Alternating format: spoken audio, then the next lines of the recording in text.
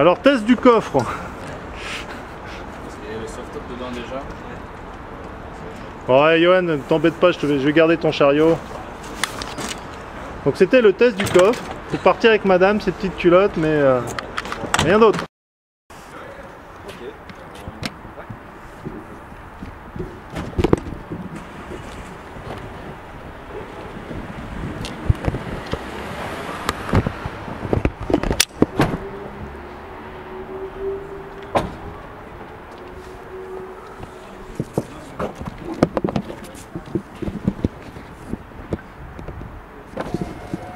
Voilà, donc, je vais filmer un peu les explications, puis après je vous passerai la caméra et le micro. Alors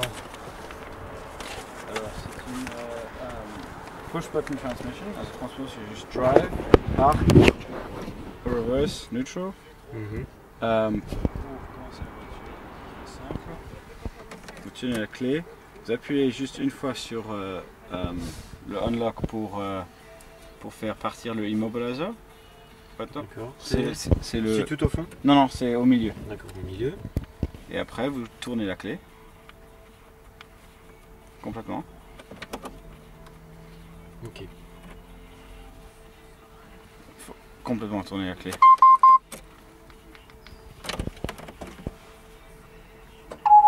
Voilà. Et ce son là, maintenant, la voiture est allumée. D'accord. Donc là, le tableau de bord, c'est tout ce qui est... Alors ça, c'est juste la console radio et navigation. Et ici, vous voyez combien d'autonomie vous alliez. Le calcul de 277 km, c'est basé sur une calculation du EPA City Urban Driving Cycle. Ouais. Si vous regardez les autres fichiers, ça montre exactement votre consommation de moyenne sur les derniers 50 km, ou sur les derniers 10 km, ou sur les derniers 25. Ça, c'est juste les totals. Ici, vous pouvez regarder en real time combien de torque, de puissance de chevaux et de G vous exercez, ou vous mettez sur pic et ça vous sauve les... En temps réel. Oui. D'accord. Ouais, une horloge. Et voici juste une indication de température du moteur, du PEM et de la batterie. D'accord. Alors le PEM, c'est le Power Electronics Module, c'est le cerveau de la voiture, contrôle l'électricité qui vient de la batterie au moteur. Contrôle tous les autres systèmes auxiliaires de la voiture. Ok. C'est intéressant. Je vais faire un plan d'ensemble et je vous passerai la caméra, vous faites au mieux. D'accord.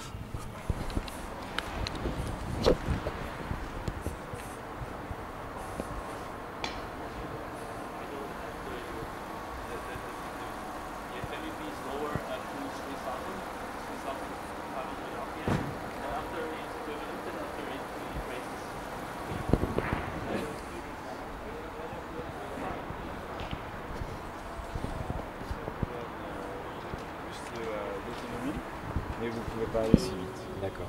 Si vous appuyez une deuxième fois, vous avez performance. Performance fait l'autre. Ouais. Alors ça vous donne la puissance maximale de 0 à 100. Ça vous donne une accélération plus forcée. Mais aussi, comme dans une voiture de combustion, si vous allez à fond la caisse... Ouais, on consomme tout. Oui. Encore plus qu'une voiture thermique, je pense. Oui, non, ça dépend du style. D'accord. Et la dernière, c'est le standard. Et ça, nous allons conduire en standard et après en performance, juste pour que vous voyez la différence.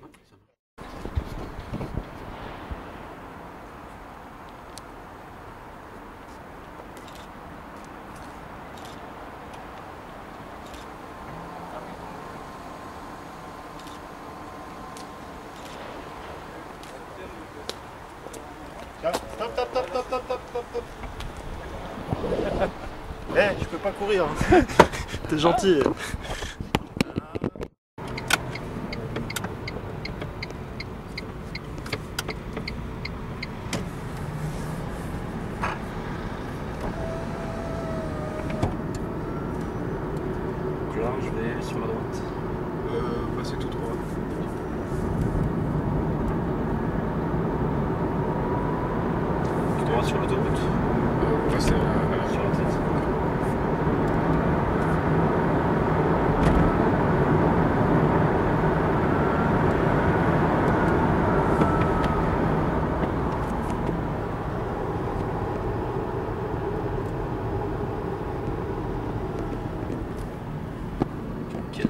consommation d'énergie au freinage?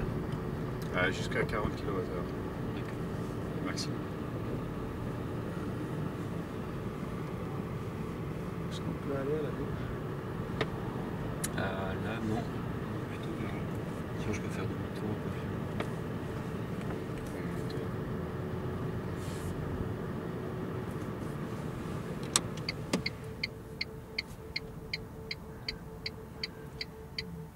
Ok, donc quand on est parti, il y avait 275. Ouais. Donc là, ça n'a pas changé.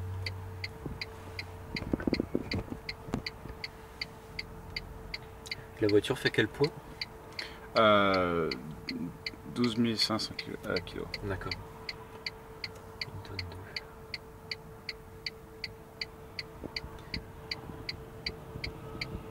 donc là, il y a quoi? Il y a 1700 exemplaires qui ont été produits, je crois.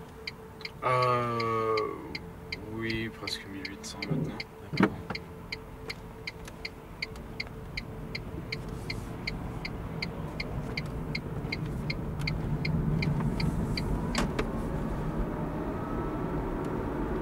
Là, vous connaissez un peu le coin ou il faut que je fasse demi-tour? Oui, mais c'est le problème que nous avons assez de bouchons. Alors c'est pas idéal. Ouais, c'est clair. Si vous voulez, on peut prendre une droite. Je crois que ici. On peut monter sur l'autoroute. L'autoroute, ça va être plus simple.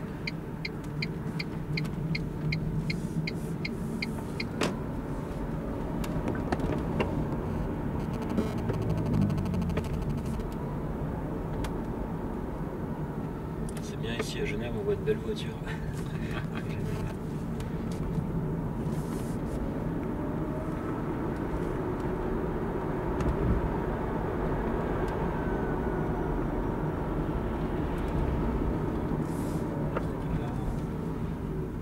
Direction de Lausanne. On va essayer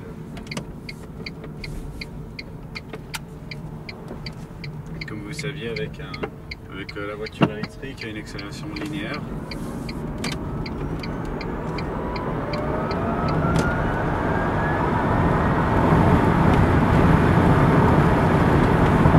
Ça part bien. Ouais.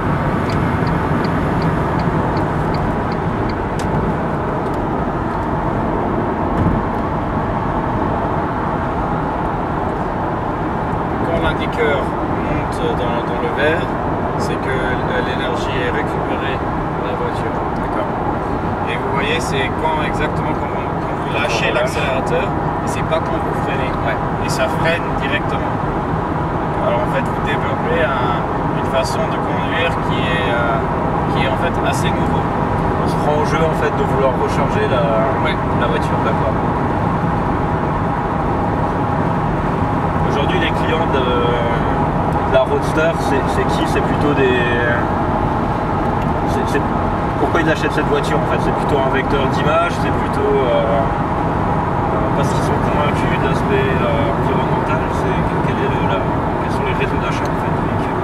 Je crois tous. Il y a le côté écologique aussi. C'est une voiture de sport, c'est aussi une technologie qui vient de se développer. Nous sommes le premier constructeur qui a réussi à mettre une voiture de telle performance sur le marché.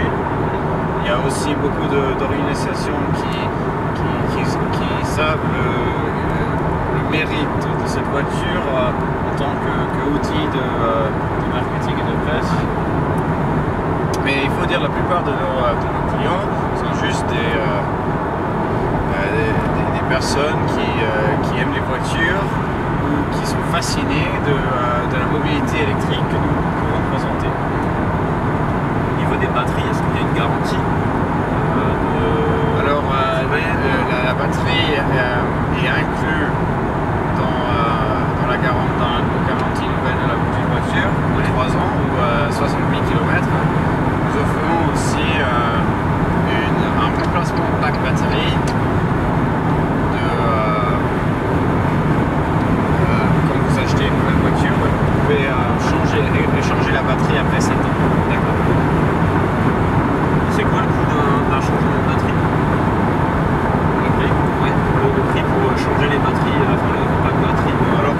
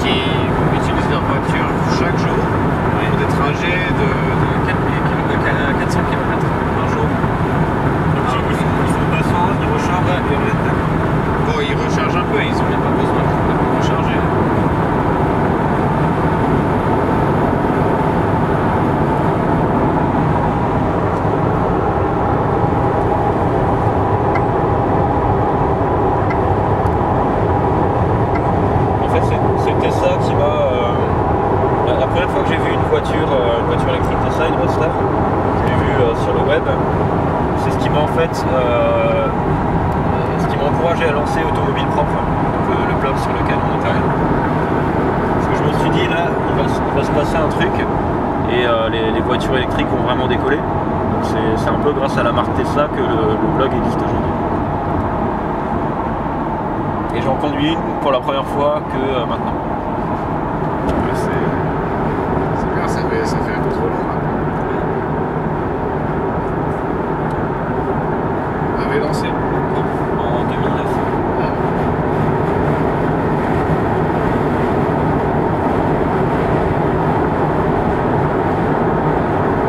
On a 5 rédacteurs. Un qui est mon oncle en fait qui est à San Francisco. Qui couvre un petit peu un point de vue plus américain de l'automobile propre. Et puis on a des rédacteurs en France et essentiellement en Alsace. Bénévoles pour l'instant.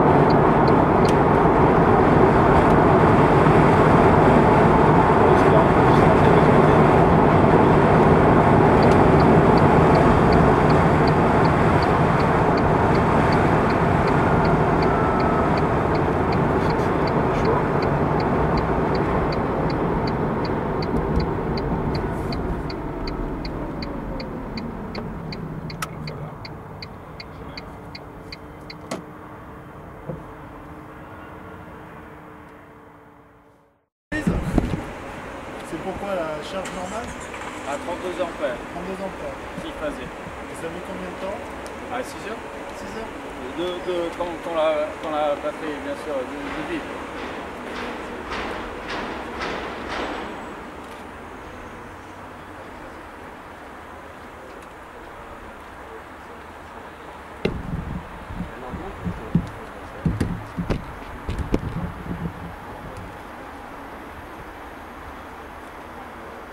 Alors, t'as dépassé les limites de vitesse ou... En Suisse, c'est pas très difficile, c'est pas difficile. Avant, c'est pas impossible avec les plaques allemandes. Voilà. Parce que c'est difficile, il y a 2 lâches de chaque côté.